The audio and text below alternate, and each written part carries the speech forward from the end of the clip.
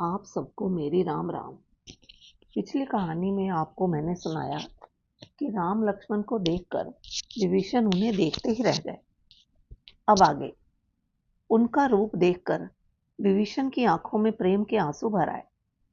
मन में धीरज धरकर विभीषण कहने लगे, हे नाथ, मैं दशमुख रावण का भाई हूं। आप सब जानते हैं कि रावण के 10 सिर थे, इसलिए उसे दशमुख भी कहते हैं। विभीषण कहते हैं, मेरा जन्म राक्षस कुल में हुआ है। राक्षस स्वभाव के कारण मुझे पाप ही पसंद है। कहते हैं, मैंने आपका बहुत नाम और यश सुना है। हे दुखियों के दुख दूर करने वाले, शरणागत की रक्षा करने वाले, मेरी रक्षा कीजिए, रक्षा कीजिए। विभीषण के दीन वचन सुनकर राम प्रभु ने उन्हें गले से लगा लिया। लक्ष्मण जी भी उनसे गले मिले। प्रभु राम ने उन्हें अपने पास बिठाया। प्रभु की महानता तो देखिए, अपने शत्रु के भाई से उसके परिवार का कुशल मंगल पूछ रहे हैं। राम कहते हैं, तुम बहुत बुरी जगह पर रहते हो, दिन रात दुष्ट राक्षसों के बीच में रहते हो। मैं तुम्हें अच्छी तरह जानता हूं, तुम्हें गलत बात बर्दाश्त नहीं होती, फिर तुम किस तरह अपना धर्म बचाकर वहां रहते हो। विभीषण कहते हैं, हे तात, नरक में रहना अच्छा है, मगर विधाता दुष्ट और बुरे लोगों की संगत कभी ना दे। बुरे लोगों का संग बहुत ही दुख देता है। अब मैं आपके चरणों में आ गया हूं, अब मुझे कोई भी दुख नहीं, न ही कोई चिंता है। कहते हैं, जो मनुष्य राम को नहीं भजता, उसे सपने में भी शांति नहीं मिलती। आपके पास आकर मेरा सारा भय खत्म हो गया है। कहते हैं, मैं बहुत नीच कुल में जन्मा राक्षस हूं। मैंने कभी कोई शुभ काम नहीं किया। ऐसे नीच को आपने हृदय से लगाया। मेरा सौभाग्य है कि मैंने आपके दर्शन किए।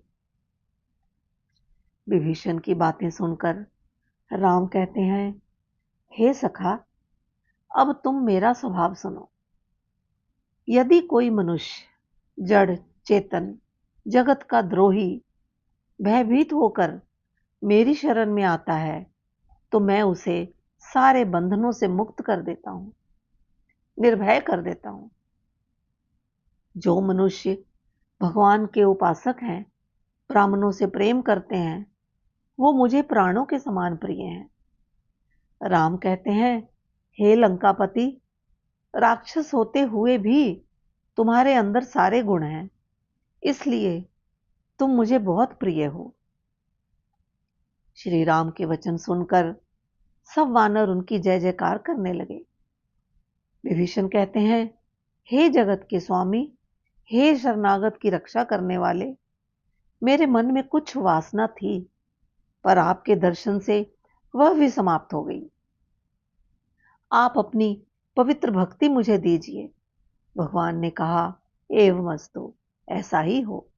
श्री राम ने समुद्र का जल मंगाया और विभीषण का राज तिलक कर दिया। कहते हैं, जो संपत्ति शिव जी ने रावण को अपने 10 सिर की बलि चढ़ाने पर दी थी, वही संपत्ति राम जी ने एक पल में विभीषण को दे डाली, उसे लंका का राजा बना दिया। कहते हैं, जो मनुष्य प्रभु को नहीं भजते, वो पशु के समान है। प्रभु ने विभीषण को अपनाकर उसे सभी दुखों से मुक्त कर दिया, उसे निर्भय कर दिया। अब राम सुग्रीव और विभीषण से पूछते हैं कि इस विशाल समुद्र को कैसे पार किया जाए। आगे की कहानी अगली बार। तब तक राम राम।